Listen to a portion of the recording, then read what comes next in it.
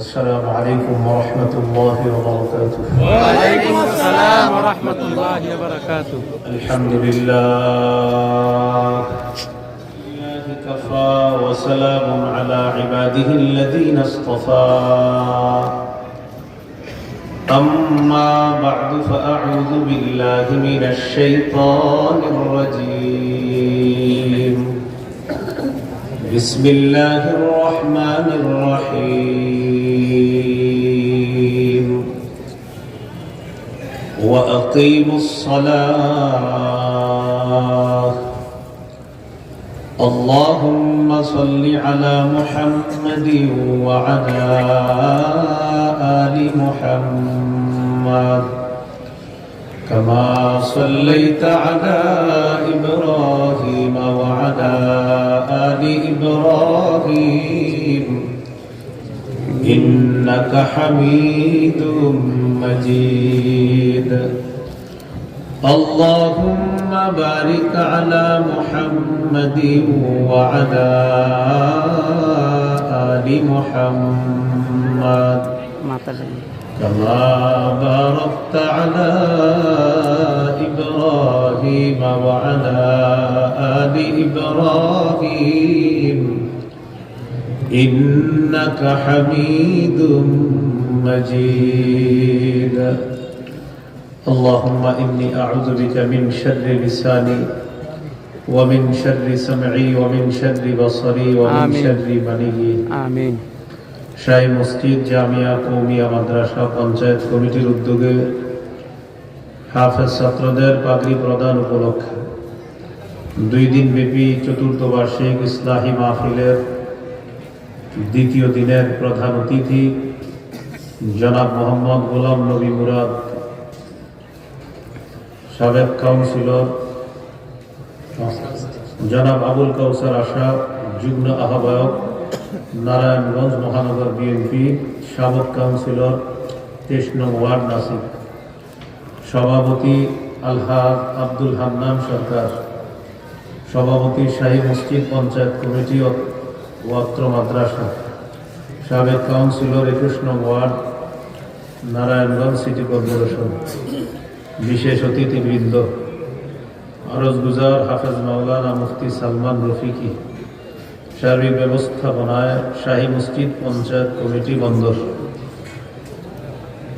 আজকে আমন্ত্রিত হজরত উলামায়ে কেরাম গুরুত্বপূর্ণ আলোচনা করেছেন। হজরত মাওলানা মুফতি আবুল হাসানাত ফরিদি, মাওলানা মুফতি এনামুল হক রাশিদি, মাওলানা মুফতি রিয়াজুল হক মজুমদার, হযরত মাওলানা মাহদি হাসান সাহেব দামাত বরকাতুহুমুল আলিয়া, উপস্থিত হযরত উলামায়ে কেরাম, মুসলমান ভাইরা, আল্লাহ তাআলার দরবারে শুকরিয়া আদায় করছি। আল্লাহ আমাদেরকে এই মাহফিলে উপস্থিত হওয়ার তৌফিক দান করেছেন, বলি আলহামদুলিল্লাহ।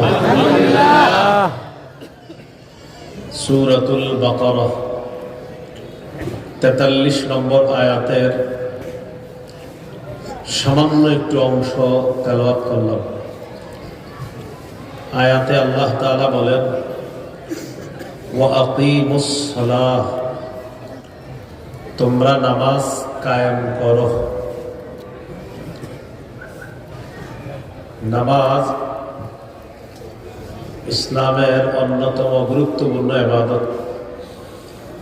কালিমার পরে সবচেয়ে শ্রেষ্ঠ ইবাদত নামাজ। ইবনে মাজার হাদিস 278-279 নম্বর হাদিস। রাসূলুল্লাহ সাল্লাল্লাহু আলাইহি ওয়াসাল্লাম বলেন, ইস্তাকিমু, তোমরা দ্বীনের উপর অটল থাকো। ফানি'ম্মা আন তাস্তাকিমু, দ্বীনের উপর অটল থাকা কতই না কল্যাণ। ওয়া'লামু আন্না মিন আফযালি আ'মালিকুম আস-সালাহ, জেনে রাখো তোমাদের আমলের মধ্যে সবচেয়ে শ্রেষ্ঠ আমল হলো নামাজ, সবচেয়ে ফজিলতপূর্ণ আমল হলো নামাজ। মাথা ছাড়া শরীরের যেমন অবস্থান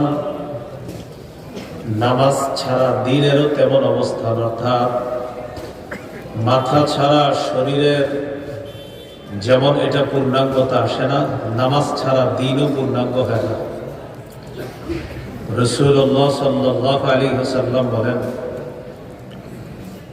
লা ঈমানা লিমান লা আমানাতা লাহ, যার আমানতদারিতা নাই তার ঈমান নাই। ওয়ালা সালাতা লিমান লা তুহুরা লাহ, যার পবিত্রতা নাই তার নামাজ নাই। ওয়ালা দীনা লিমান লা সালাতা লাহ, যার নামাজ নাই তার দ্বীনদারিতা নাই। ইন্নামা মাওদিউস সালাতি মিনাদ দ্বীন কামাওদিউর রাসি মিনাল জাসাদ। নবীজি বলেন, শরীরের মধ্যে মাথার অবস্থান যেমন, দ্বীনের মধ্যে নামাজের অবস্থান তেমন। শরীরের মধ্যে মাথা যেমন সবচেয়ে গুরুত্বপূর্ণ, দ্বীনের মধ্যে নামাজ সবচেয়ে গুরুত্বপূর্ণ। তো এই জন্য বললাম, মাথা ছাড়া শরীর যেমন, নামাজ ছাড়া দ্বীন তেমন। আল্লাহ আমাদেরকে সর্বশ্রেষ্ঠ গুরুত্বপূর্ণ আমল নামাজ, এটা যেন আমরা প্রতিনিয়ত পড়তে পারি, কায়েম করতে পারি। আল্লাহ তৌফিক দান করেন, আমিন। আল্লাহ তাআলা বললেন, আকিমুস সালাত, তোমরা নামাজ কায়েম করো। সূরা বাকারার 238 নম্বর আয়াতে আল্লাহ বলেন, হাফিজু আলাস সালাওয়াত, তোমরা নামাজ সমূহের প্রতি যত্নবান হও। সূরা হুদের 114 নম্বর আয়াতে আল্লাহ বলেন, ওয়া আকিমিস সালাতা তারাফাইন নাহারি ওয়া যুলাফাম মিনাল লাইল, দিনের দুই প্রান্তে এবং রাতের কিছু অংশে নামাজ কায়েম করো। আল্লাহ কি বললেন? নামাজ পড়ো না কায়েম করো? কায়েম করো। সূরা তাহা 14 নম্বর আয়াতে আল্লাহ বলেন, ইন্নানি আনাল্লাহ লা ইলাহা ইল্লা আনা ফা'বুদনি ওয়া আকিমিস সালাতা লিযিকরি। আল্লাহ ছাড়া কোনো ইলাহ নাই। আল্লাহ বলেন, আমি আল্লাহ, আমি ছাড়া কোনো ইলাহ নাই। আমার ইবাদত করো, আমার শরণার্থে নামাজ কায়েম করো।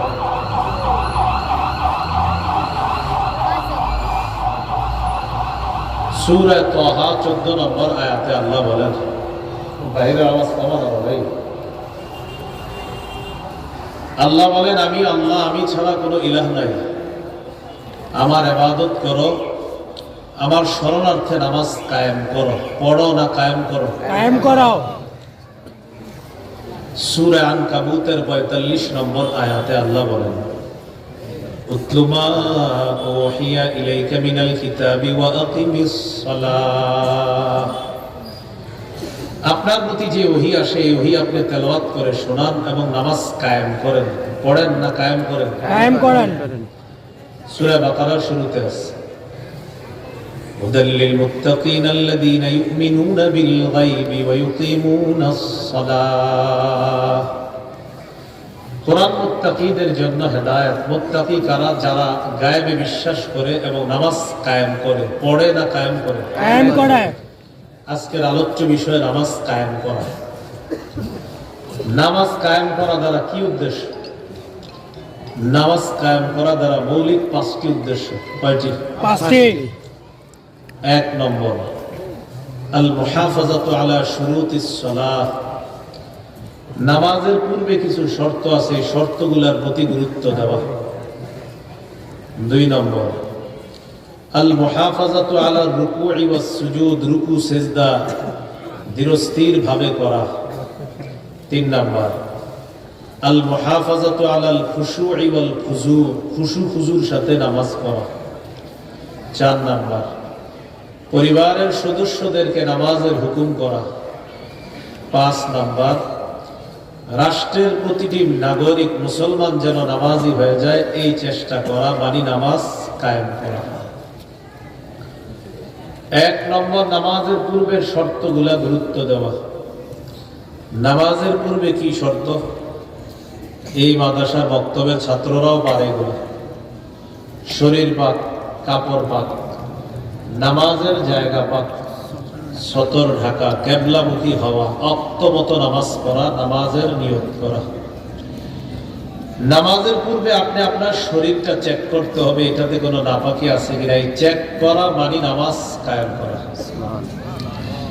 সূরা মাইদার 6 নম্বর আয়াতে আল্লাহ বলেন, ইয়া আইয়ুহাল্লাযীনা আমানু ইযা কুমতুম ইলাস সালাতি ফাগসিলু ওয়ুজুহাকুম ওয়া আইদিয়াকুম ইলাল মারাফিক ওয়ামসাহু বিরুউসিকুম ওয়া আরজুলাকুম ইলাল কা'বাইন। হে ঈমানদারগণ, যখন তোমরা নামাজের ইচ্ছা করো, মুখমণ্ডল ধৌত করো, হাত ধৌত করো, মাথা মাসাহ করো, দুই পা ধৌত করো। তাহলে ওযু না থাকলে ওযু করা। ওয়া ইন কুনতুম জুনুবান ফাত্তাহহারু, যদি তোমরা জুনুবি হও, অপবিত্র হও, গোসল ফরজ হয়, তাহলে গোসল করো। সহিহ বুখারীর বর্ণনা 6956 নম্বর হাদিস। عن أبي هريرة رضي الله تعالى عنه عن النبي صلى الله عليه وسلم قال لا يقبل الله صلاة أحدكم إذا أحدث حتى يتوضأ। রাসূলুল্লাহ সাল্লাল্লাহু আলাইহি ওয়াসাল্লাম বলেন, তোমাদের কোন ব্যক্তির ওযু না থাকলে যতক্ষণ সে ওযু না করবে ততক্ষণ আল্লাহ তাআলা তার সালাত কবুল করেন না, তার নামাজ কবুল করেন না। তাহলে শরীর পাক, ওযু না থাকলে ওযু করা, গোসল ফরজ হলে গোসল করা। কাপড় পাক, নামাজের আগে চেক করতে হবে আপনার বাচ্চা কাপড়ে প্রস্রাব করে দিছে কিনা। ময়না পাখি, টিয়া পাখি, বিভিন্ন পাখি বুলেট মারছে কিনা পাঞ্জাবিতে, হ্যাঁ জামায়, এগুলা দেখতে হবে। এই যে চেক করবেন কাপড়টা পাক কিনা, এই চেক করে নামাজ পড়া মানে নামাজ কায়েম করা। সুবহানাল্লাহ। সূরা মুদাসসিরের 4 নম্বর আয়াতে আল্লাহ বলেন, ওয়াসিয়াবাকা ফাতাহহির, নবী আপনি আপনার কাপড় সমূহ পবিত্র করেন। সহিহ বুখারীর 227 নম্বর হাদিস। জাআত ইমরাআতুন নবী সাল্লাল্লাহু আলাইহি ওয়াসাল্লাম فقالت أرأيت إحدانا تحيد في الثوب فكيف تصنع يا رسول الله। এক মহিলা রাসূলুল্লাহ সাল্লাল্লাহু আলাইহি সাল্লামের কাছে আসলেন। আসার পর নবীজিকে মাসালা জিজ্ঞাসা করলেন, নারীদের যে ওজর আছে, এই ওজরের সময় তাদের কাপড়ে যদি কোনো নাপাকি লাগে, এটা পবিত্র করার কি উপায়? فقال رسول الله صلى الله عليه وسلم تحته ثم تقرصه بالماء وتنضحه وتصلي فيه। নারীরা কাপড়ের ওই নাপাকটা ঘষে উঠাবে, 1 নম্বর। 2 নম্বর তুকরিসুহু বিল মা, পানি দিয়ে এটাকে রিগড়িয়ে নিবে। 3 নম্বর তানদাহুহু, এটাকে ভালোভাবে চিপবে। 4 নাম্বার শুকাবে, শুকানোর পর সুম্মা তুসাল্লি ফিহি, এরপরে কাপড়ে নামাজ পড়বে। হাদিস থেকে বোঝা যায় নামাজের পূর্ববর্তী শর্ত কাপড় পাক হওয়া, না হলে নামাজ হবে না। এজন্য এটা ফরজ, জরুরি। এরপর হলো নামাজের জায়গা পাক।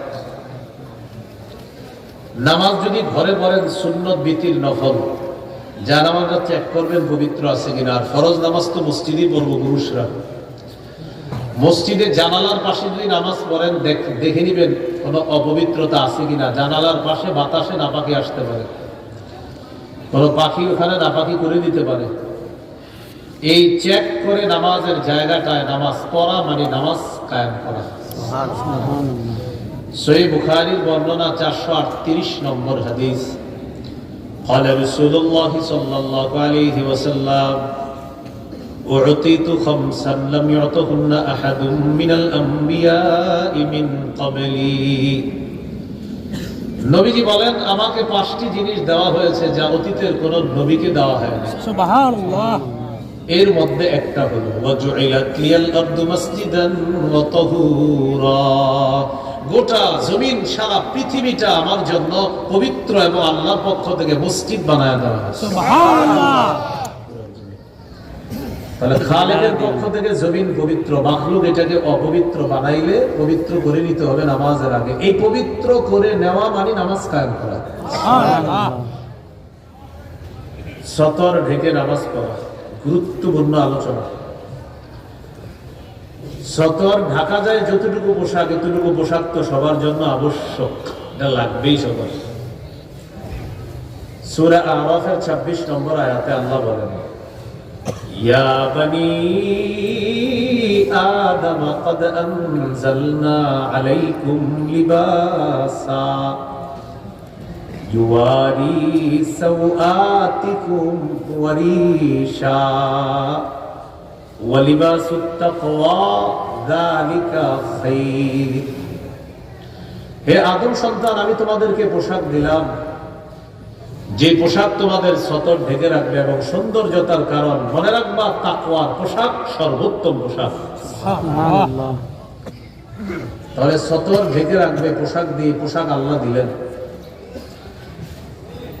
এই জন্য মনে রাখবেন, মানুষ স্বভাবগতভাবেই, জন্মগতভাবেই তার স্বভাবের মধ্যে লাজুকতা, লজ্জাশীলতার একটা ভাবসাব আছে, যেটা সূরা আরাফের 22 নম্বর আয়াত থেকে বোঝা যায়। আল্লাহ তাআলা বলেন, فلما ذاقا الشجرة بدت لهما سوآتهما وطفقا يخصفان عليهما من ورق الجنة। আদম এবং হাওয়া তারা যখন নিষিদ্ধ গাছের পাতা আস্বাদন করলো, ভক্ষণ করলো, তাদের সতর থেকে কাপড় খুলে গেল, লজ্জাস্থান দুইজনের সামনে প্রকাশ পেয়ে গেল। তো তাদেরকে কিন্তু কেউ বলে দেয় নাই লজ্জাস্থান প্রকাশ পাওয়াটা লজ্জার বিষয়, এটা কিন্তু এখনো তাদেরকে কেউ বলে নাই।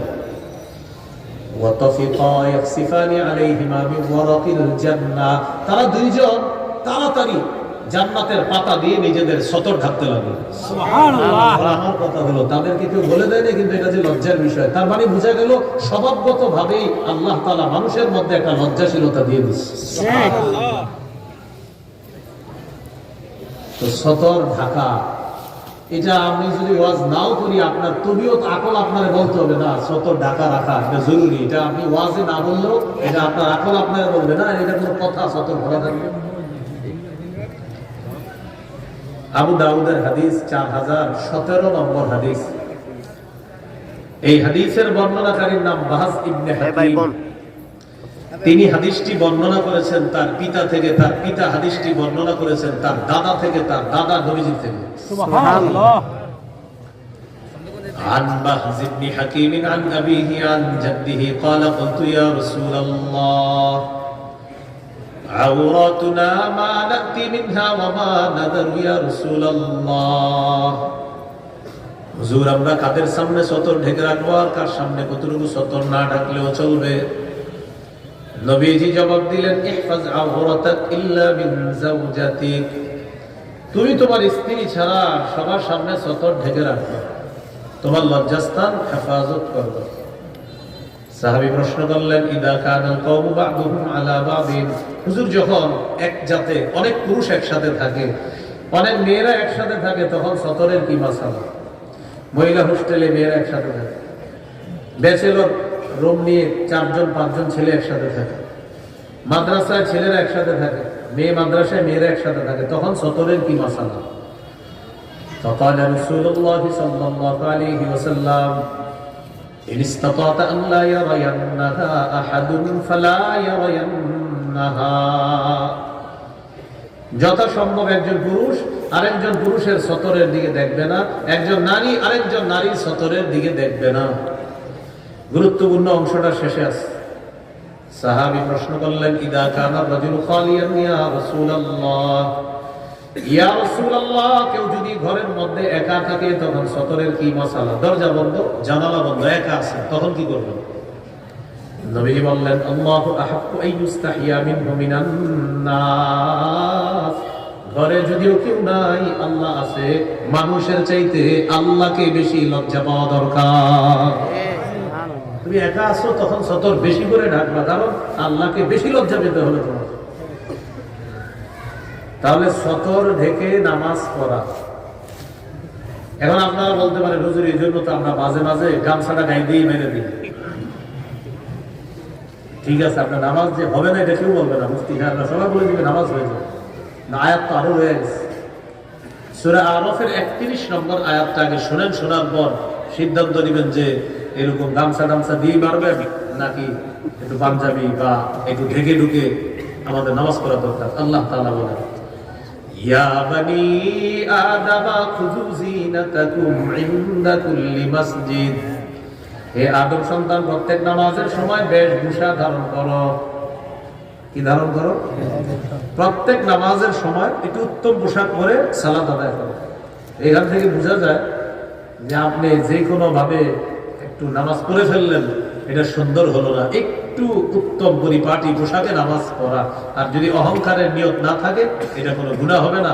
একটু ভালো পোশাক পরে সালাত আদায় করা, আপনার নিয়ত হবে যে আমি একটু উত্তম পোশাক পরে মসজিদে গিয়ে আল্লাহর সামনে দাঁড়াবো। অহংকারের নিয়ত না থাকলে এটা প্রশংসনীয় কাজ। দলিল তিরমিজির হাদিস 1999 নম্বর হাদিস 1999 1999। قال رسول الله صلى الله عليه وسلم لا يدخل الجنة من كان في قلبه مثقال ذرة من كبر। নবীজি বলেন, ওই ব্যক্তি জান্নাতে প্রবেশ করবে না যার অন্তরে সামান্য পরিমাণ অহংকার আছে। সাহাবী প্রশ্ন করলেন, ইন্নার রাজুলা ইউহিব্বু আন ইয়াকুনা থাওবুহু হাসানান ওয়া না'লুহু হাসানাতান ইয়া রাসূলুল্লাহ। হুজুর, কোন মানুষ আছে এমন, সে চায় তার পোশাকটা একটু উত্তম হোক, তার জুতাটা একটু উত্তম হোক, এটাও কি অহংকার? নবীজি বললেন, ইন্নাল্লাহা জামিলুন ইউহিব্বুল জামাল। এটা অহংকার না, সে একটু সুন্দর হয়ে থাকলে আল্লাহ সুন্দর, এই সৌন্দর্যতা আল্লাহ পছন্দ করেন। সুবহানাল্লাহ। তাহলে ভাই প্রথমে জানলাম সতর ঢেকে নামাজ পড়া, এরপরে জানলাম একটু ভালো পোশাকে নামাজ পড়া। আর একটু ভালো পোশাক পরে সালাত আদায় করাটা, সামর্থ্য অনুযায়ী একটু ভালো পোশাক পরাটা, এটা নবীজিও বলছেন। আবু দাউদের হাদিস 4063 নম্বর হাদিস। এই হাদিসের বর্ণনাকারী সাহাবীর নাম আবুল আহওয়াস। তিনি তার পিতা থেকে বর্ণনা করেন। তিনি বলেন, আতাইতুন নবিয়্য সাল্লাল্লাহু আলাইহি ওয়াসাল্লাম ফি সাওবিন দুনিন। আমি নবীজির কাছে একটা নরমাল পোশাকে আসলাম, নিম্নমানের পোশাক পরে নবীজির কাছে আসলাম। তো নবীজি আমাকে বললেন, আলা কামালুন, আচ্ছা তোমার কি সম্পদ আছে? সাহাবী বললেন, হুজুর আছে তো। নবীজি বললেন, মিন আইয়িল মাল, কোন ধরনের সম্পদ আছে? সাহাবী বললেন, কাদ আতানি আল্লাহু মিনাল ইবিলি ওয়াল গানামি ওয়াল খাইলি ওয়ার রাকিক। আল্লাহ তাআলা আমাকে উট দিয়েছেন, মেষ, দুম্বা, ঘোড়া, দাস, দাসী। আলহামদুলিল্লাহ, আমার যথেষ্ট সম্পদ আছে। নবীজি বললেন, তো এই পোশাক পরছো কেন? তোমার এত সম্পদ, তুমি এরকম নিম্নমানের পোশাক কেন পরছো? সাথে সাথে নবী বললেন, ইযা আতাকাল্লাহু মালা ফালইউরা আথারু নি'মাতিল্লাহি আলাইকা ওয়া কারামাতি। আল্লাহ যখন তোমাকে সম্পদ দিয়েছেন, এই নিয়ামতের নিদর্শনটা তোমার মাঝে মাঝে মাঝে দেখা যাক, এটা আল্লাহ পছন্দ করেন। সুবহানাল্লাহ। আর জামিউস সগীরের 1662 নম্বর হাদিসে তো স্পষ্ট আছে সেখানে। قال رسول الله صلى الله عليه وسلم إن الله إذا أنعم على عبد نعمة أحب أن يرى أثر النعمة عليه। আল্লাহ যখন কোনো বান্দাকে নিয়ামত দান করেন, আল্লাহ পছন্দ করেন যে আল্লাহ নিয়ামতের নিদর্শনটা যেন ওর মাঝে দেখা যায়, এটা আল্লাহ পছন্দ করেন। সুবহানাল্লাহ। তাহলে শর্ত আছে, কিন্তু অহংকারের নিয়ত থাকা যাবে না। আপনার সামর্থ্য অনুযায়ী একটু ভালো পোশাক পরে আপনার সালাত আদায় করেন। দেখেন, ভালো পোশাক দ্বারা যে 600 টাকা গজের কাপড় হতে হবে এটা জরুরি না। 50 টাকা গজ, 20 টাকা গজ, কিন্তু আপনি একটু ধুয়ে লন্ড্রি করে এই জামাটা পরলেন, বাস, এটাই উত্তম পোশাক। একটু পরিপাটি হয়ে আপনি থাকলেন। এই ব্যাপারে একটা হাদিস শোনেন, আবু দাউদের 4062 নম্বর হাদিস।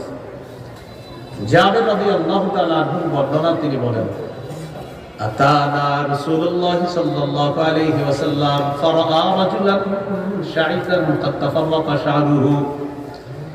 নবীজি আমাদের মাঝে আসলেন, আসার পর দেখলেন এক ব্যক্তির মাথার চুলগুলা পুরা এলোমেলো, চুলগুলা কি এলোমেলো। فقال رسول الله صلى الله عليه وسلم اما هذا يجد ما يسكن به شعرا। আচ্ছা, তার কি কোনো চিরুনি নাই চুলগুলো আঁচড়ানোর জন্য? সে কি কোনো চিরুনি পায় না চুলগুলো আঁচড়ানোর জন্য? তো এটা একজনে বললেন। আরেকজনকে দেখলেন ওয়ারা রাজুলান আখরা আলাইহি থিয়াবুন ওয়াসিখা, আরেকজনের শরীরের মধ্যে ময়লা কাপড়। নবীজি বললেন আমা হাদা ইয়াজিদু মা আন ইয়াগসিলু বিহি তাওবা। আচ্ছা, সে কি পানি পায় না কাপড় ধোয়ার জন্য? কি বললেন? সে কি পানি পায় না কাপড় ধোয়ার জন্য? এখান থেকে বোঝা যায় 2 বছর 1.5 বছর 6 মাস গোসল না করে চুল জটলা বানানো আর লাল কাপড় সালা ইত্যাদি পরিধান করে পীরগিরি দাবি করা চূড়ান্ত ভণ্ডামি ছাড়া আর কিছু না। আসলেই ঠিক, আসলেই ঠিক। মানে আপনার নবীজি দেখেন কি বলতেছে, তুমি কি পানি পাও না? আমাদের বাংলাদেশে পানি পাবো না, এখানে পানি পাবো না। তো আপনার একটা ময়লা কাপড় পরবে, চুলগুলা জটলা বানাবে আর ধোবে না। এটা যাই হোক, প্রথমে মেনে নিই ওনার ধোয়ার মতো পানি উনি পায় না হয়তো বাংলাদেশে, এমন এক অঞ্চলে ছিল, পৃথিবীর হয়তো কোথাও ছিল পানি ছিল না। আচ্ছা যাক, 2 শ্যাম্পু পায় না উনি, কেনার টাকা নেই, আর 2-3 টাকা ছিল না, তাই শ্যাম্পু কিনতে পারে না। আচ্ছা, দুটোটাই মেনে নিলাম। তো ওনার আনফরচুনেটলি ভক্ত জমে গেছে, মুরিদ হয়ে গেছে, 10,000 20,000 লাখ লাখও মুরিদ আছে। 1 লক্ষ মুরিদ 1 টাকা করে দিলে কত হয়? 1 লক্ষ। আপেল, কমলা, আঙ্গুর, বেদানা পুরো ঘর ভর্তি, কিন্তু পীর সাহেবের 1 সেট পাঞ্জাবি পায়জামা দেওয়ার মতো সামর্থ্য করা হয়। এটা কেন দেয় না জানেন? মুরিদরা জানে আমাদের সে ভণ্ড, আর পীর সাহেব জানে ওরাও যে ভণ্ড। আমরা 2 দল ভণ্ড, এটা 2 দলই জানি, কিন্তু ওরা জানে যে আমাদের পীর সাহেবের মূল ইনভেস্টটা হলো এই ভণ্ডামি কাপড় আর ভণ্ডামি চুল। এই ইনভেস্ট যদি নষ্ট হয় তাহলে পীরগিরিতে ভাড়া পড়বে। কারণ হক্কানি পীর হইতে হলে আপনার এলেম কালাম লাগবে। হক্কানি পীর যিনি, তিনি মাইকে বসে আপনাদেরকে কোরআন বলবে, হাদিস বলবে, ভালো ভালো কথা বলবেন। ভালো কথা বলার জন্য ভালো একটা সুরত ধরতে হয়, ভালো একটা টুপি পড়তে হয়, আর আপনার অটোমেটিক হওয়ার জন্য সুরত লাগে না। চুলগুলা জটলা, চুপচাপ বসে থাকবেন, ফেলেই বলে, কিচ্ছু বলা লাগবে না, নিচে দিয়ে তাকায় থাকবে আর সবাই বলবে। যখন বলবে এটা কোনো কথা বলবে, ভাই কি যে আছে বুঝলাম। এটি একটা ওনার পীরের ইনভেস্টমেন্ট, চুপচাপ থাকবে। তো হঠাৎ জিজ্ঞাসা করবে এইভাবে থাকে, বলবে হ্যাঁ বুঝবা না, এই যে বিষয়টা বুঝবা না করে বাস ওনার এই এক ইনভেস্ট দিয়ে চলতেছে। যদিও নারায়ণগঞ্জ এগুলো নাই,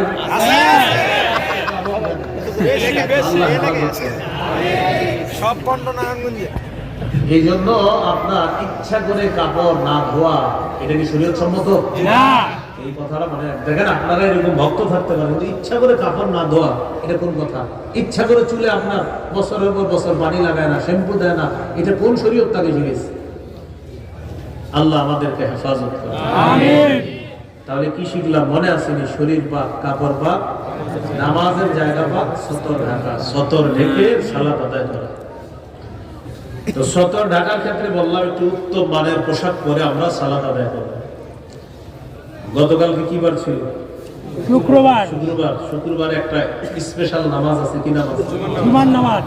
কেন বললাম? অনেকে বলে আজকে নামাজের দিন, মানে গত 6 দিন না, তাড়াতাড়ি শাটল লাগা। কেন আজকে না নামাজের দিন?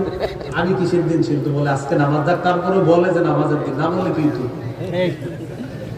মানে আল্লাহর শুকরিয়া যে বলে যে নামাজের দিন, না বললে তো এটা পুরা আপনি মনে করে যেতেন এরকম শুনলে। এই জন্য এখনো শুকরিয়া যে বলে একদিন আজকে নামাজের দিন, না বললে কি করতেন? যে বলে আজকে নামাজের দিন তারে বলে দেন ভাই ডেলি নামাজের দিন, এটা একটু বলে দিবেন। শুক্রবারের দিনের একটা হাদিস, এটা মন দিয়ে শোনেন। 1056 নম্বর হাদিস, ইবনে মাজাহ হাদিসের কিতাব। আয়েশা সিদ্দিকা রাদিয়াল্লাহু তাআলা আনহা বর্ণনা, নবীজি জুমার নামাজের আগে ভাষণ দিতেছে, খুতবা দিতেছে।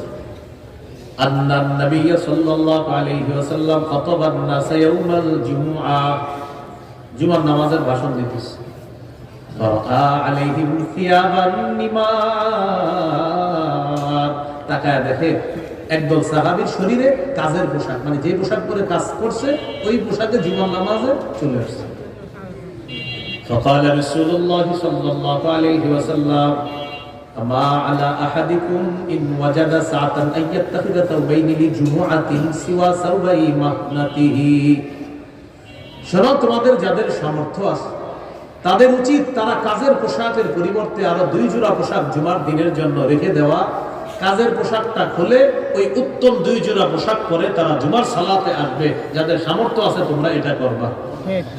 তাহলে হাদিস থেকে বোঝা যায় সামর্থ্যবানদের জন্য একটু উত্তম পোশাক পরে জুমার নামাজে যাওয়া, ঈদের নামাজে যাওয়া। আর সূরা আরাফের 31 নম্বর আয়াত অনুযায়ী প্রত্যেক সালাতে সামর্থ্য অনুযায়ী একটু ভালো মানের পোশাক পরে আল্লাহর দরবারে দাঁড়ানোর চেষ্টা করা। আর সূরা আরাফের 26 নম্বর আয়াত অনুযায়ী সতর ঢেকে নামাজে দাঁড়ানো। আর আবু দাউদের 4017 নম্বর হাদিস অনুযায়ী সতর ঢেকে নামাজে দাঁড়ানো। আর 4063 আর 4062 নম্বর হাদিস অনুযায়ী একটু সামর্থ্য অনুযায়ী পরিপাটি হয়ে নামাজে দাঁড়ানোর চেষ্টা করা। আল্লাহ তৌফিক দান। আমিন। এই হলো সতর ঢাকা, কিবলামুখী হয়ে নামাজ পড়া। আপনি কোন এলাকায় সফরে গেছেন, যাওয়ার পরে আপনার হঠাৎ নামাজের সময় হয়েছে, বাস কাউরে জিজ্ঞাসা না করে আল্লাহু আকবার দাঁড়ায় গেছে। তো মাগরিবের নামাজ, কথার কথা আর কি, 3 রাকাত নামাজ 3 রাকাত পড়ে ফেলে। মাগরিবে তো আর সফর আর মুকিম আর মুসাফিরের কোনো পার্থক্য নেই, 3 পড়তে হবে। 3য় রাকাতে সালাম ফেরানোর আগে একজন আয়েশা পিছন দিয়ে বলে, হুজুর আপনি তো নামাজ পড়ছেন পূর্ব দিকে ফিরে, তা আপনি কেন জিজ্ঞাসা করলেন না ওই এলাকায় গিয়ে? মানে আপনার মনে হয়েছে এটা পশ্চিম, এই জন্য দাঁড়ায় গেছে। এই জন্য মনে হইলে দাঁড়াবেন না। অপরিচিত এলাকায় যাবেন, সেখানে গিয়ে মানুষকে জিজ্ঞাসা করবেন, ভাই আমি নামাজ পড়বো, কেবলা ঠিক আছে তো? মানে আপনার যেটাকে কেবলা মনে হয় বললেন কেবলা ঠিক আছে তো? তো তারা বলবে না না এভাবে না, ওইভাবে এদিকে। এটা জিজ্ঞাসা করে নামাজ পড়া, নামাজ কায়েম করা। আপনি কেন জিজ্ঞাসা করলেন না? বাইতুল মুকাররমে জীবনে কতবার গেলাম। বাইতুল মুকাররমের বাইরে যখন থাকি আমার কাছে পশ্চিম উত্তর দক্ষিণ সব ঠিক থাকে, কিন্তু যখন মসজিদে ঢুকি তখন আমার কাছে মনে হয় উত্তর দিকে নামাজ পড়ি আর দক্ষিণ গেটটারে পশ্চিম মনে হয়। এটা মানুষের হইতে পারে। এটা কেল্লার পাশে থাকি 11 বছর। কেল্লা থেকে পশ্চিমে আমি জেনে তাফসীর করি, ওইটা যে মাদ্রাসায় আমি শিক্ষক ওইটাও কেল্লার পশ্চিমে। তো কেল্লার মসজিদে ঢুকলে আমার মনে হয় আমি উত্তর দিকে নামাজ পড়ি আর দক্ষিণটা হলো পশ্চিম। অথচ কেল্লা থেকে পশ্চিমে আমার মাদ্রাসাও মসজিদে। এই যে মনে হওয়ার কারণেই তো কেবলার মাসালা। এখন অনেক এলাকায় যাবেন, যাওয়ার পরে আপনার মনে হবে এটা কেবলা না, আপনার মনে হইলেই হবে না। আশেপাশে মানুষ আছে, জিজ্ঞাসা করবেন কেবলা কোনটা। এই কেবলা নির্ণয় করে কেবলার দিকে ফিরে নামাজ পড়া, নামাজ কায়েম করা। সুবহানাল্লাহ। 17 মাস 18 মাস রাসূলুল্লাহ সাল্লাল্লাহু আলাইহি সাল্লাম বাইতুল মুকাদ্দাসের দিকে ফিরে সালাত আদায় করছে। কয় মাস? 17-18 মাস নামাজ পড়ছে বাইতুল মুকাদ্দাসের দিকে ফিরে। এ ভাই আওয়াজ বাড়ান না, বাড়ান না। আমি মাইকটা সামনে নিলে আওয়াজ বাড়ান না, কিন্তু আওয়াজ বাড়ান বলে খালি সামনে নিতেছে, আওয়াজ বাড়ান না। বাইতুল মুকাদ্দাসের দিকে ফিরে 17-18 মাস নবীজি নামাজ পড়ছে। খালি আকাশের দিকে তাকায় বারবার। মন চায় কি জানেন? ইস আল্লাহ যদি কেবলাটা আবার কাবার দিকে করে দিত, এটা মন চায়, কিন্তু মুখ দিয়ে বলে না। কেন বলে না? কারণ আল্লাহর হুকুম বাইতুল মুকাদ্দাসের দিকে ফিরে নামাজ পড়তে হবে। কিন্তু খালি এমন করে মাথা নামায়, এমন করে মাথা নামায়। সূরা বাকারা 148-149 নম্বর আয়াত আল্লাহ নাযিল করে দিলেন, قد نرى تقلب وجهك في السماء। নবী আপনি বারবার আকাশে মাথা উঠানামা কেন করেন? আমি দেখি আর আমি জানি কেন করেন। সুবহানাল্লাহ। আমি কিন্তু জানি আপনি এটা কেন করেন। ফালানুওয়াল্লিয়ান্নাকা কিবলাতান তারদাহা। অবশ্যই আমি আল্লাহ আপনাকে আবার ওই দিকে ফিরিয়ে দিব যে দিকটা আপনার কিবলা হিসাবে পছন্দ, অর্থাৎ কাবার দিকে খুব তাড়াতাড়ি আপনাকে আমি আল্লাহ আবার ফিরিয়ে দেব। সুবহানাল্লাহ। 4 রাকাত ওয়ালা নামাজে নবী নিয়ত করে দাঁড়িয়েছে বাইতুল মুকাদ্দাসের দিকে ফিরে। 2 রাকাত পড়ে ফেলছে, বাকি আছে 2 রাকাত। জিবরিল আমিন এসে গেলেন, এসে বললেন তাড়াতাড়ি ঘুরে যান, আবার কাবার দিকে ঘুরেন। আল্লাহ কিবলা পরিবর্তন করে দিয়েছে, বাকি 2 রাকাত কাবার দিকে ঘুরেন। সুবহানাল্লাহ। এজন্য এই মসজিদকে বলা হয় মসজিদু জিল কিবলাতাইন, 2 কিবলার মসজিদ। মানে একই নামাজ নবী 2 কিবলার দিকে ফিরে পড়েছিল। এই হলো কিবলামুখী হয়ে নামাজ পড়া, সময় মতো নামাজ পড়া, গুরুত্বপূর্ণ আলোচনা। সূরা নিসার 103 নম্বর আয়াতে আল্লাহ তাআলা বলেন, ইন্নাস সালাতা কানাত আলাল মুমিনিনা কিতাবাম মাওকুতা। নিশ্চয়ই মুমিনদের উপর সময় মতো নামাজ পড়া ফরজ। সহিহ বুখারীর 527 নম্বর হাদিস। عن عبد الله بن مسعود رضي الله تعالى عنه قال سألت رسول الله صلى الله عليه وسلم أي العمل أحب إلى الله আমি রাসূলুল্লাহ সাল্লাল্লাহু আলাইহি সাল্লামকে জিজ্ঞাসা করলাম আল্লাহর কাছে সবচেয়ে পছন্দনীয় আমল কোনটি? فقال رسول الله صلى الله عليه وسلم الصلاة على وقتها সময় মতো নামাজ পড়া। তাহলে প্রশ্নটা আমি করি, জবাবটা আপনারা দিবেন। বলেন আল্লাহর কাছে সবচেয়ে পছন্দনীয় আমল কোনটি? সময় মতো নামাজ পড়া। জোরে বলবেন, আল্লাহর কাছে সবচেয়ে পছন্দনীয় আমল কোনটি? সময় মতো নামাজ পড়া। এটা কি প্রতিদিন নাকি মাহফিলের দিনও? প্রত্যেকদিন। মাহফিলের দিন তাও যে এলাকায় মাহফিল হয় ওই মাহফিল কর্তৃপক্ষে যারা থাকে, আপনাদের কি বলছিলেন, তারা অনেক এক্সাইটেড থাকে। এক্সাইটেডের কারণে অনেকে আপনার নামাজ পড়তে মিলে যায়। মানে যে কি পড়ছে নামাজ পড়ছেন ভাই পেরেশানি খুব, আরে জানেন না, আরে হুজুরে বিদায় করতে গেছি আবার আসছি, পেরেশানির কারণে নামাজ পড়তে পারিনি। লা হাওলা ওয়ালা কুওয়াতা ইল্লা বিল্লাহ। এটা কোনো ঘটনা হলো? এটা প্রথম কথা। দ্বিতীয় কথা, এটা তো মাশাআল্লাহ মসজিদ মাদ্রাসার মাহফিল, যুব সমাজের যে মাহফিলগুলো হয় যুবকদের, তো তাদের মাহফিলগুলোতে তারা মাশাআল্লাহ খুব ভালো আয়োজন করে। বাকি তারা একটা শোডাউনের নিয়ত রাখে, 30টা 40টা মোটরসাইকেল যায় হুজুরকে রিসিভ করতে। ঘটনাচক্রে হুজুরে যদি মাগরিবের আগে রিসিভ করতে যায়, কোন নামাজের আগে? মাগরিবের আগে। মাগরিবের সময় কি কম না বেশি? কম। তো গিয়ে কোনায় দাঁড়ায় গেছে, মনে করেন হুজুর আসতেছে না, পাশের মসজিদে মাগরিবের জামাত দাঁড়ায় গেছে। চিন্তা করে কি মসজিদে ঢুকবো না কি করবো? মসজিদে ঢুকে না, কারণ মাগরিব যাক হুজুর না যাক। কেন? এটার অনেকটা ক্ষতি আছে। হুজুর যদি চলে যায়, এক, ভিডিও করা হবে না, দুই, সামনে 15টা মোটরসাইকেল, পিছনে 15টা, মাঝখানে একটা গাড়ি, এরকম একটা ভিডিও যদি না হয়, আর এরকম একটা ভিডিও না হইলে আগামীকাল আর লেখা যাবে না আরিফ বিন হাবিবের সাথে কাটানো কিছু মুহূর্ত। এই চিন্তা, মানে এটা নারায়ণগঞ্জ না হলেও পৃথিবীতে ঘটে। আপনার ওই হুজুরে রিসিভ করতে গিয়ে তো হুজুরে জিজ্ঞাসা করে নামাজ পড়ছেন না? এখনো করি নাই। মাগরিবের নামাজ পড়েন না? মাগরিব পড়তে হবে না আপনার? বলেন মাগরিব বড় না হুজুর বড়? মাগরিব বড়। মাগরিব বড় না মাহফিল বড়? মাগরিব বড়। আপনি কিভাবে আপনি মাহফিল আর হুজুরের দোহাই দিয়ে আপনি মাগরিব বললেন না এখন? আল্লাহ তাআলা বলেন সময় মতো মুমিনদের উপর নামাজ পড়া ফরজ। শীতকালে 3টা নামাজ খুব গুরুত্ব সহকারে আপনার নিতে হবে, যোহর, আসর, মাগরিব। সময় থাকি না। যোহরের পরে ইমাম সাহেবদেরকে জিজ্ঞাসা করেন, যোহর পরে একটু খাইতে বসে, মুয়াজ্জিন সাহেব আল্লাহু আকবার, আসর আযান দিয়ে দিছে। আসরের পরে একটু চা খাইতে যায়, বাস চা খেয়ে ঘুরতে দেরি, আল্লাহু আকবার, মাগরিব। কখনো 40 মিনিট, কখনো 42 মিনিট, 38, 39, 42, 41, এর মাঝে মাগরিবের আযান শুরু হয়েছে। ইদানিং একটু বাড়তেছে। তো জোহর, আসর, মাগরিব শীতকালে তরকারি দেয়, তখন গিয়ে তিনি নামাজ পড়েন। এখন মন দিয়ে শুনেন, যারা ইচ্ছা করে আসরের নামাজ এইভাবে দেরি করলেন, সূর্য হলুদ বানাইলেন, আবু দাউদের 413 নম্বর হাদিস, রাসূলুল্লাহ সাল্লাল্লাহু আলাইহি সাল্লাম বলেন, তিলকা সালাতুল মুনাফিকিনা, তিলকা সালাতুল মুনাফিকিনা, তিলকা সালাতুল মুনাফিকিন। যারা ইচ্ছা করে সূর্য হলুদ বানিয়ে আসরের নামাজ পড়ে, নবী বলেন এটা মুনাফিকের নামাজ, এটা মুনাফিকের নামাজ, এটা মুনাফিকের নামাজ। তাহলে ইচ্ছা করে সূর্য হলুদ বানিয়ে আসর পড়া কোনো সুযোগ নাই। সময় মতো নামাজ পড়া মুমিনদের উপর ফরজ। বলছিলাম যোহর, আসর, মাগরিব শীতকালে আল্লাহর রাস্তে কোনো অপেক্ষা করেন না, নামাজটা যথাসময় পড়ে দেন ইনশাআল্লাহ। অনেকে আমরা মাগরিবের সময় অপেক্ষা থাকি যে আলোচক সাহেব আসলে আমরা মাগরিবটা বলবো না, মাগরিব করে ফেলি। 4 মাযহাবের ফতোয়া মাগরিবের আযানের পরে লম্বা সময় দেরি না করা। এখানে অনেক আইম্মা মাসাজিদরা আছেন। আমি বাংলাদেশে ইদানিং কালে একটা নতুন রসুম শুরু হয়েছে, মাগরিবের আযানের পরে লম্বা সময় বিলম্ব হচ্ছে। মানে রমজানে ইফতারি করে আমরা যে সময়টা পাই, ইদানিং মাগরিবের আযানের পরে মোটামুটি মানের এই সময় পাওয়া যায়। এইটা কেন হচ্ছে আমি জানি না। আমি কিন্তু আমার নামে মুফতি লেখলেও ভালো মানের মুফতি না, আমি লালবাগ ফতোয়া বিভাগে পড়ছি, এই হিসাবে একটা সার্টিফিকেট আছে, কিন্তু আমি ফতুয়া দেউন না, মুফতি না। মুফতি সাহেবদের কাছে আমার জানা যে আসলে কাজটা কতটুকু সঠিক হচ্ছে আমাদের। মাগরিবের আযানের পরে লম্বা সময় দেরি করা 4 মাযহাবের জন্য ঠিক আছে। যে মসজিদে শর্ট সেখানে হুজুর, যেখানে শর্ট নাই। এই জন্য 10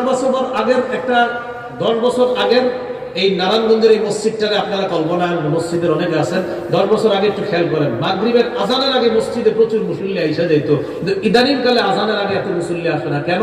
সবার আকীদা হয়ে গেছে আজানের পরেও অনেক দেরি হয়, আস্তে ধীরে যাই।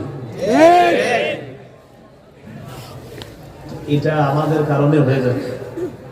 এখন আমি কিন্তু এটা জানি না, আমি এটা মুফতি সাহেবদের কাছে রেখে গেলাম এটা কোন আলোকে হচ্ছে দেরিটা। এই জন্য আমার সাথে একটু বলেন, নবীজির কাছে জিজ্ঞাসা করছেন আল্লাহর কাছে সবচেয়ে পছন্দনীয় আমল কোনটি? জবাব দেন সময় মতো নামাজ পড়া। এই সময় মতো নামাজ পড়া মানে নামাজ কায়েম করা। বাংলাদেশের এয়ারপোর্টে আপনি মাগরিব পড়ছেন সময় মতো, বাংলাদেশ এয়ারপোর্টে সময় মতো মাগরিব পড়ার পর উমরা হজের উদ্দেশ্যে রওনা করছেন, পশ্চিম দিকে যাবেন। আল্লাহ সকলকে তৌফিক দান করুন, আমিন আমিন সুম্মা আমিন। উমরা হজের উদ্দেশ্যে প্লেনে চড়লেন, চড়ার পর একটু পরে দেখলেন মাগরিব পরে প্লেনে উঠলেন, পশ্চিম দিকে প্লেন যায়, পশ্চিমে যত প্লেন যায় সূর্য এখনো ডুবে না। সূর্য কি হয় না? ডুবে না। আল্লাহু আকবার বলেন। আল্লাহু আকবার। প্রথম কথা এটা আল্লাহর কুদরত। তো বাংলাদেশে আপনি মাগরিব পরে ফেললেন, প্লেনে উঠলেন, প্লেন পশ্চিম দিকে গেল, সূর্য এখনো ডুবে নাই, একটু পরে সূর্য ডুবছে, আবার মাগরিবের সময় হয়েছে, করবেনটা কি করবেন? বুঝে আসতেছে? সময় মতো নামাজ পড়ে ফেললেন মাগরিব, তো প্লেনে উঠছেন, পশ্চিম দিকে গেছেন, যাওয়ার পরে আবার সূর্য একটু করে ডুবছে, এখন কি করবেন? প্লেনে যদি কোনো হুজুর থাকে তখন সর্বনাশ। পাবলিক যারা আছে, মুসলমান যারা বিশেষ করে প্লেনে, হুজুর এখন কি করবেন? মাগরিবটা একবার পড়ছি বাংলাদেশে, এখন এই বেচারার অবস্থা খারাপ। তা আজকে থেকে একটা নিয়ম শিখে নেন, বলেন একদিনে এক ওয়াক্ত নামাজ, এক ওয়াক্ত নামাজ একবারই ফরজ, একবারই ফরজ। একদিনে এক ওয়াক্ত নামাজ, এক ওয়াক্ত নামাজ একবারই ফরজ, একবারই ফরজ। তাহলে আপনারা আশা করি বুঝে ফেলছেন, একবার যেহেতু মাগরিব পড়ে ফেলেছেন, এই দিনে আবার সূর্য একটু করে ডুবলেও আর মাগরিব পড়া লাগবে না। ঠিক। এই হলো ইন্নাস সালাতা কানাত আলাল মুমিনিনা কিতাবাম মাওকুতা, সময় মতো নামাজ পড়া মুমিনদের উপর ফরজ। নামাজের নিয়ত করা, সহিহ বুখারীর শুরু হাদিস, 1 নম্বর হাদিস, রাসূলুল্লাহ সাল্লাল্লাহু আলাইহি সাল্লাম বলেন, ইন্নামাল আ'মালু বিন্নিয়াত, আমলের প্রতিদান বিশুদ্ধ নিয়তের সাথে। আজকে যারা এশার নামাজ পড়ছেন, বাসা থেকে কোন নিয়তে বের হইছেন? কোন নামাজ পড়ার জন্য? এই জন্য মুখ দিয়ে আলাদা বলা দরকার নেই এশার নামাজের নিয়ত, আপনি বের হইছেন এই নিয়তে, বাস হয়ে গেল। এরপরেও আমাদের মুসলমানদের মধ্যে 2 নামাজের সময় কিছু মুসলমানের নিয়ত লাগবেই মুখ দিয়ে বলা। একটা হলো জানাজার নামাজ, আর একটা ঈদের নামাজ। জানাজার নামাজের সামনে লাশ নিয়ে ইমাম সাহেব দাঁড়ায় রয়েছে, পিছন থেকে 2-3 জন বলবে, হুজুর ওই জানাজার নামাজের নিয়তটা একটু বলেন। কি নামাজের? জানাজার নামাজ। মুখ দিয়ে বলতেছে, কি বলতেছে দেখেন না, বলে হুজুর জানাজার নামাজের নিয়তটা বলে। কি বলতেছে? জানাজার নামাজের নিয়ত। সেও জানে কোন নামাজ, তো এই তো গেল বলতেছে হুজুর জানাজার নামাজের নিয়তটা বলে, মানে উনিও জানে এটা জানাজার নামাজ, আমার বলতেছে হুজুর বলে। ঠিক।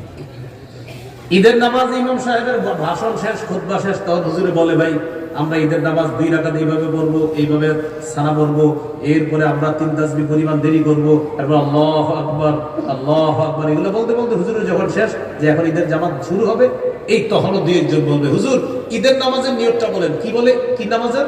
ঈদের নামাজ। মানে উনিও জানে কোন নামাজ? ঈদের নামাজ। ঈদের নামাজের নিয়তটা বলে। এর মানে উনিও এখানে আসছে ঈদের নামাজ পড়তে, উনি জানে, তো আপনার আলাদা নিয়ত দরকার নাই।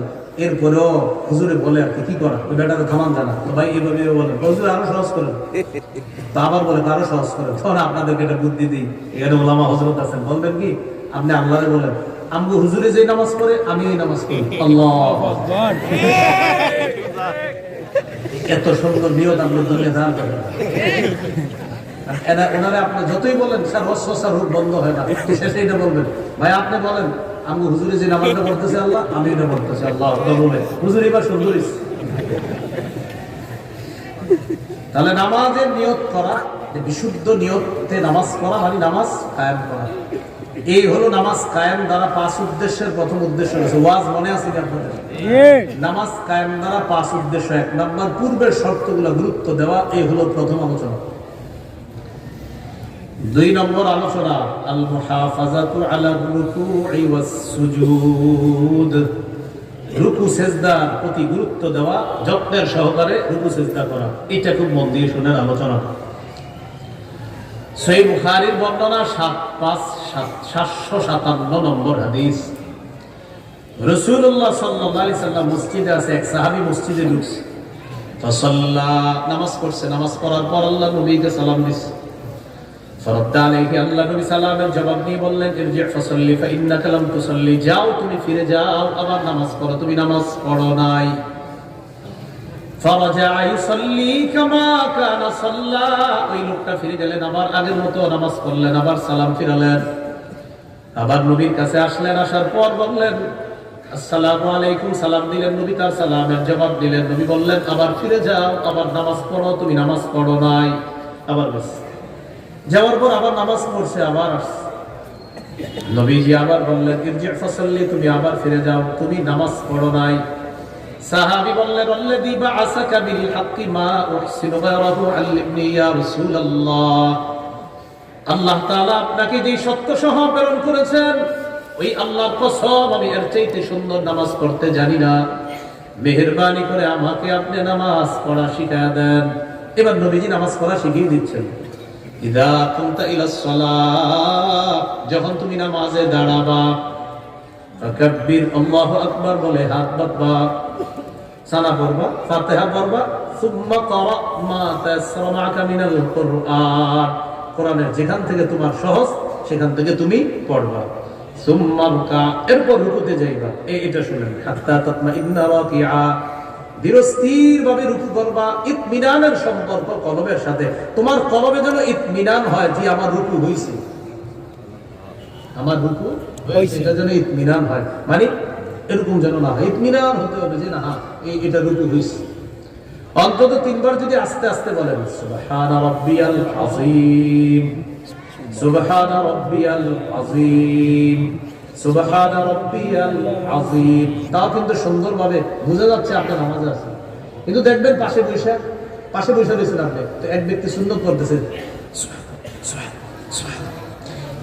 একটু শোনেন না, হাইসা সিরিয়াসলি বিষয়টা দেখেন কি করে, মানে উনি বুঝাইতেছে আপনারে সুবহানা রাব্বিয়াল আযীম, এই পুরো বাক্যের সিন অক্ষরটা একবার, সুবহানা রাব্বিয়াল আযীম পুরো বাক্যের সিন অক্ষরটা কয়বার? একবার। আবার সুবহানা রাব্বিয়াল আযীম সিন অক্ষর কয়বার? একবার। এবার আপনারা বুঝে থাকলে বলেন, মানে উনি সু সু 3 বার বলা, মানে কারণ সিন তো এক বাক্যে একবার, তার মানে উনি সু সু সু 3 বার, মানে যে আমি 3 বার সুবহানা রাব্বিয়াল আযীম পড়ে ফেলছি। এটা রবের সাথে আপনি তামাশা করবেন, এটা করেন না। নবীজি বললেন, এরপর তুমি মাথা উঠাবা, হাত্তা তা'তাদিলা কাইমা, সোজা হয়ে দাঁড়াবা, বাঁকা হয়ে না। সুম্মা সুজুদ, এরপর সিজদা করবা, 2 সিজদার মাঝখানে সোজা হয়ে বসবা। দেখেন এই যে 2 সিজদা, এই যে মানুষটা আল্লাহু আকবার, এক সিজদা, 2 সিজদার মাঝখানে এরকম সোজা পুরা, এরপরে আল্লাহু আকবার আরেক সিজদা। এখন অনেকের কোনো ওজন নাই, আল্লাহু আকবার এক সিজদা, এই যে দ্বিতীয় সিজদার মাঝখানে দেখেন 2 সিজদার মাঝে আল্লাহু আকবার, আল্লাহু আকবার, উনি বাঁকা হয়ে থাকে, তার 2 সিজদা মিলে সিজদা হয় একটা। এক রাকাতে সিজদা কয়টা? দুইটা। উনি করলো কয়টা? একটা। ওজোর হলে ভিন্ন মাসালা, তার কোনো ওজোর নাই, সে এমনি উঠা আল্লাহু আকবার আল্লাহু আকবার, এরকম কি হলো এটা? তো নবীজি বললেন 2 সিজদার মাঝখানে সোজা হয়ে বসবা, এরপর আরেকটা সিজদা করবা। এই হলো তোমার এক রাকাত। ইফআল যালিকা ফি সালাতিকা কুল্লিহা, সারা জীবন যত নামাজ পড়বা, আমি নবী তোমার আজকে এক রাকাত যেভাবে শিখাইয়া দিলাম এইভাবে পড়বা, তাহলে এটা নামাজ হয়ে আল্লাহর কাছে যাবে। সুবহানাল্লাহ। এই হলো ধীরস্থির ভাবে রুকু করা, সিজদা করা। এখন একটু শুনেন, ইমাম সাহেবের পিছনে যখন আমরা নামাজ পড়ি, তখন তো মাসালা, ইমাম সাহেব যতক্ষণ রুকু করবে আমরাও ততক্ষণ, ইমাম সাহেব যতক্ষণ সিজদা আমাদের ততক্ষণ সিজদা। আর ইমাম সাহেব কিন্তু আপনাকে লক্ষ্য করে নামাজ পড়াবে এমন না, ইমাম সাহেব সবাইকে লক্ষ্য করে নামাজ পড়াবে। আপনি সুস্থ আছেন, আপনার প্রতিও তার লক্ষ্য আছে, অসুস্থ যারা তাদের প্রতিও তার লক্ষ্য আছে, সবল দুর্বল, সুস্থ অসুস্থ সবার প্রতি লক্ষ্য রেখে ইমাম নামাজ পড়াতে হয়। তাই ইমামের নামাজ মধ্যম গতিতে হয়। আপনার মনে হবে এই হুজুরে যদি সূরা নাবা পড়তো, আর অসুস্থ ব্যক্তির মনে হবে হুজুরে যদি অদ্দোহা পড়তো, ওনার চেয়ে দুর্বল মুরব্বী আছে, ওনার মনে হবে এই হুজুরে যদি অত্তিন পড়তো, আরেকজন আরো দুর্বল, ওনার মনে হবে হুজুরে কুল ইয়া আইয়ুহাল কাফিরুন থেকে আজকে পাইলো না, এরকম মনে হবে। তো এই জন্য ইমাম সাহেব সবার প্রতি লক্ষ্য করে নামাজ পড়াইতে হয়। তো এখন আমি যেটা বলতে চাইতেছি আপনাদেরকে, সুন্নত বিতির ওয়াজিবগুলা যখন আমরা পড়বো, লম্বা সময় দাঁড়াবো, লম্বা সময় রুকু করবো, লম্বা সময় সিজদা করবো, যত নফল, যত সুন্নত, যত বিতির, যত তাহাজ্জুদ আছে একটু লম্বা করার চেষ্টা করবো ইনশাআল্লাহ। ইনশাআল্লাহ। দাঁড়ানোটা লম্বা করবো কেন? আবু দাউদের হাদিস 1449 নম্বর হাদিস। আব্দুল্লাহ ইবনে হুবশিগিল খাত, আমি নবীর একজন সাহাবী, তিনি নবীকে প্রশ্ন করলেন, আন্না রাসূলুল্লাহ সাল্লাল্লাহু আলাইহি ওয়াসাল্লাম সুইলা আইয়ুল আ'মালি আফযালু ইনদাল্লাহ, ইয়া রাসূলুল্লাহ, আল্লাহর কাছে সবচেয়ে মর্যাদাপূর্ণ আমল কোনটি আপনার কাছে জানতে চাই। নবীজি বললেন, তুলুল কিয়াম, লম্বা সময় নামাজে দাঁড়িয়ে থাকা। সুবহানাল্লাহ। লম্বা সময় কি করা? নামাজে দাঁড়িয়ে থাকা। রয়ে গেল রুকু সিজদা। এবার রুকু সিজদা কতক্ষণ করবেন একটা হাদিস শোনাই পরে সিদ্ধান্ত নিন। সহিহুল জামে 1671 নম্বর হাদিস। আব্দুল্লাহ ইবনে ওমর রাদিয়াল্লাহু তাআলা আনহুমা একদিন দেখে এক যুবক নামাজ পড়তেছে, ফরজ নামাজ না, সুন্নত বা নফল পড়তেছে। তো দেখি কি তিনি লম্বা সময় দাঁড়ায় কিন্তু রুকু সিজদা একটু শর্ট করে। আব্দুল্লাহ ইবনে ওমর বললেন, আইয়ুকুম ইয়ারিফু হাযা, আচ্ছা তোমাদের মধ্যে কেউ এই যুবককে চিনো? একজন বললেন, আমি চিনি।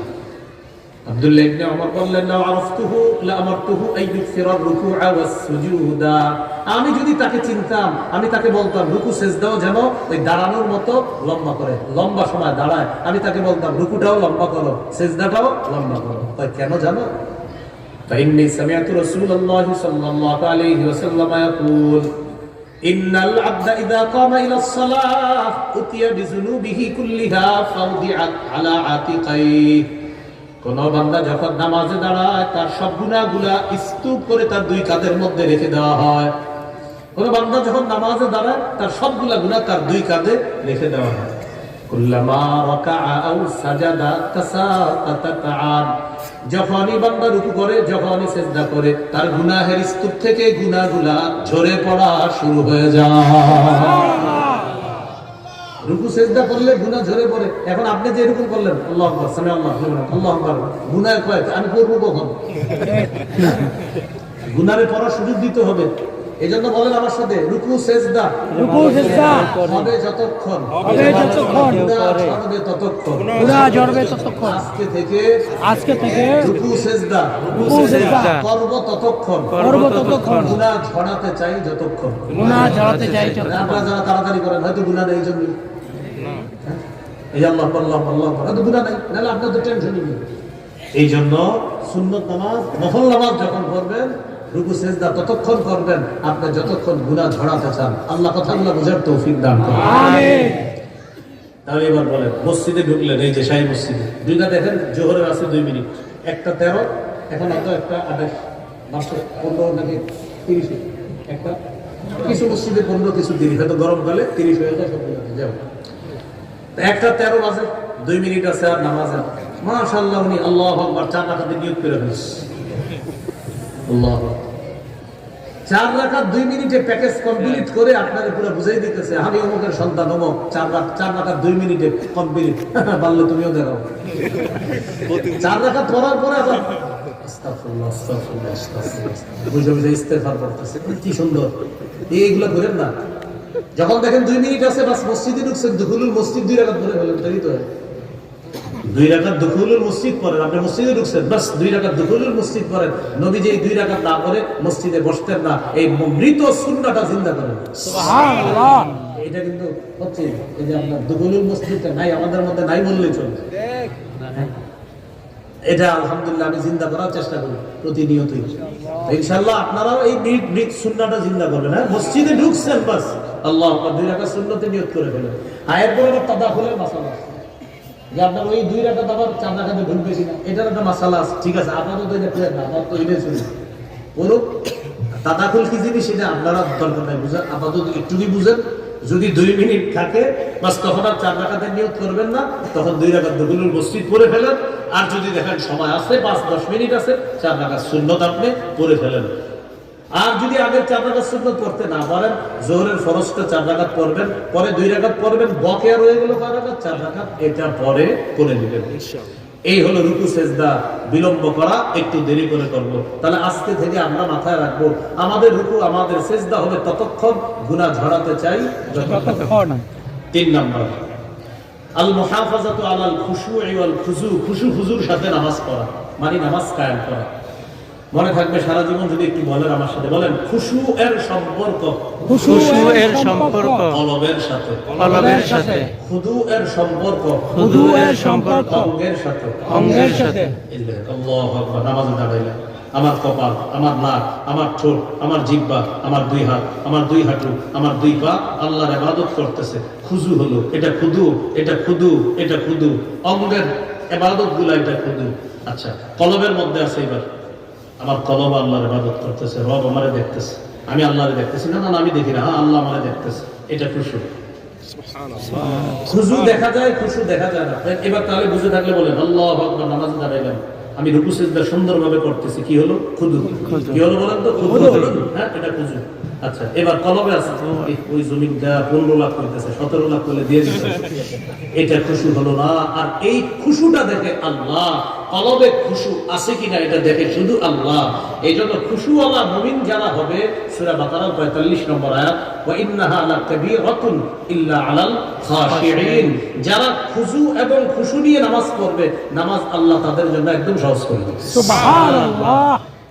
তাহলে যে ওলামা হযরত ছাড়া আপনারা বলেন আল্লাহু আকবার, নামাজে দাঁড়াইলাম, আমার কলবে আছে আমি আল্লাহর ইবাদত করতেছি, এটার নাম কি? খুশু। কলবে আছে আল্লাহর ইবাদত করতেছি, নাম কি? খুশু। অঙ্গ প্রত্যঙ্গ আল্লাহর ইবাদত করতেছি, কি নাম? খুদু। অঙ্গ আল্লাহর ইবাদত করে, কি নাম? খুদু। কলবে আল্লাহর কথাগুলা নাই, দুনিয়ার কিছু আছে, কি হলো না? খুশু হইল না। তাহলে খুশু খুজু দুইটা হতে হবে। মাঝে মাঝে আমরা বলি হুজুর অমুকে খুব সুন্দর করে খুশু খুজুর সাথে নামাজ পড়ে, এটা আজকে থেকে বললেন না, বলবেন খুজুর সাথে নামাজ পড়ে, কারণ খুজু দেখা যায়, খুশু দেখা যায় না, খুশু শুধু আল্লাহ দেখে। সুবহানাল্লাহ। এই হলো খুশু খুজুর সাথে নামাজ পড়া মানে নামাজ কায়েম করা। 4 নাম্বার, পরিবারকে নামাজের হুকুম করা। আসসালামু আলাইকুম, ভাই ভালো আছেন? জি।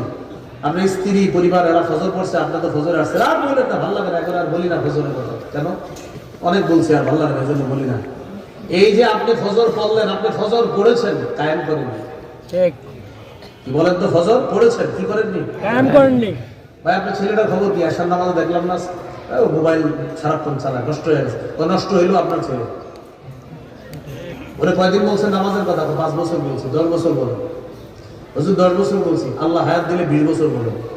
হুজুর 20 বছর বলছি, হায়াত দিলে 40 বছর বলেন। হুজুর বলছি তো মরার আগ পর্যন্ত, আপনার 60 যায় আর আগ পর্যন্ত ওরে নামাজের কথা বলেন। ঠিক।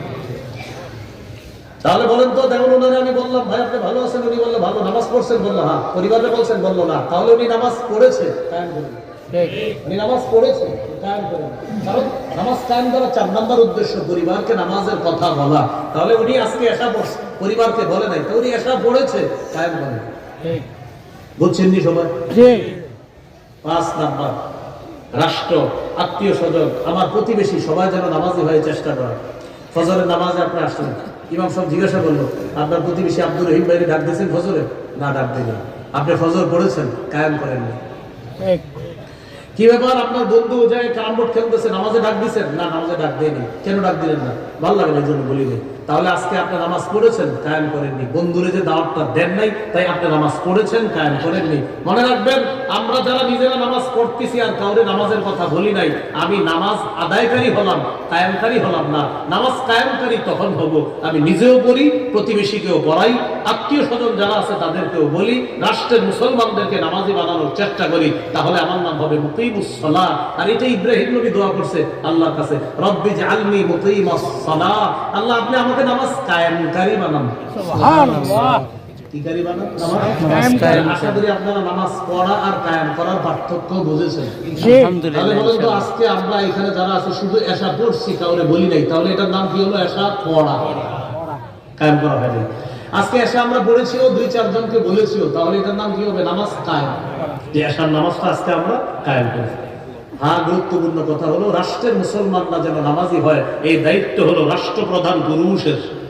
বললাম রাষ্ট্রপ্রধান পুরুষের। রাষ্ট্রপ্রধানের। বলেন কি রাষ্ট্রপ্রধান? পুরুষ রাষ্ট্রপ্রধান। বলেন কি রাষ্ট্রপ্রধান? পুরুষ রাষ্ট্রপ্রধান। আবার বলেন, পুরুষ রাষ্ট্রপ্রধান। ভালো করে বলুন, পুরুষ রাষ্ট্রপ্রধান। পুরুষ রাষ্ট্রপ্রধান। তাহলে দোয়া করতে হবে আল্লাহ কিয়ামতের আগে যেন আমাদের দেশে কোনো নারী প্রধান না হয়। রাসূলুল্লাহ সাল্লাল্লাহু আলাইহি সাল্লাম বলেন লা ইফলিহা কওমুন আল্লাহু আমরাহুম ইমরাআ, ওই জাতি কিছুতেই সফল হবে না যে জাতি তাদের দায়িত্বে কোনো নারীকে বসায় দেয়। সূরা হজের 41 নম্বর আয়াতে আছে আল্লাযীনা ইম্মাক্কান্নাহুম ফিল আরদ আকামুস সালাহ ওয়া আতাউজ যাকাত ওয়া আমারু বিল মা'রুফ ওয়া নাহাউ আনিল মুনকার। আমি যাদেরকে দুনিয়ার শাসন ক্ষমতায় বসাই তাদের মৌলিক কাজ হলো চারটা: নামাজ কায়েম করবে, যাকাত আদায় করবে, সৎ কাজের আদেশ করবে, অসৎ কাজের নিষেধ করবে। এর মানে রাষ্ট্রের সব মুসলমান যেন নামাজি হয়, রাষ্ট্রপ্রধানের দায়িত্ব হবে এটা। রাষ্ট্রের সবাই যেন যাকাত সঠিকভাবে দেয়, এটা রাষ্ট্রপ্রধান দায়িত্ব পালন করবে। সৎ কাজের আদেশ, অসৎ কাজের নিষেধ। তো রাষ্ট্রীয়ভাবে সবাই নামাজি হওয়ার দায়িত্বটা পুরুষ রাষ্ট্রপ্রধানের। তো আমাদের ভাগ্য এত খারাপ, এক কাগজ ছাড়ি আর এক কাগজ ধরি, বৃষ্টি থেকে বাঁচার জন্য বারবার ঝর্ণার নিচে এসে দাঁড়িয়ে বোকার পরিচয় দিচ্ছি আমরা বারবার। সবই তো ঠিক কইতেছেন, ব্যাঠিক কোনটা? গোলামি রশিদে পড়ছি, 47টা প্রেসিডেন্ট বানাইলো, একটা মহিলা বসাইলো না, বারবার আমগো উপরে চাপায় দেয়। এই জন্য মনে রাখবেন, খেলাফত ব্যবস্থা ছাড়া মুসলমানদের ভাগ্য পরিবর্তন হয় নাই, হবে না, হতে পারে না। ওসমান আলী রাদিয়াল্লাহু আনহুম তাদের যুগ ফিরিয়ে আনা মুসলমানদের দায়িত্ব, কর্তব্য। এই জন্য চার কাজ। কয় কাজ? চার কাজ। বলেন ঈমান, নেক আমল, খেলাফতের পূর্ব শর্ত। খেলাফত প্রতিষ্ঠার জন্য কাজ করতে হবে। দাওয়াত, জিহাদ। পূর্ব শর্ত দুইটা, করণীয় দুইটা। ঈমান, নেক আমল পূর্ব শর্ত, করণীয় দাওয়াত, জিহাদ। সুবহানাল্লাহি ওয়া বিহামদিহি, সুবহানাকাল্লাহুম্মা ওয়া বিহামদিকা, আশহাদু আল্লা ইলাহা ইল্লা আনতা, আস্তাগফিরুকা ওয়া আতুবু ইলাইক।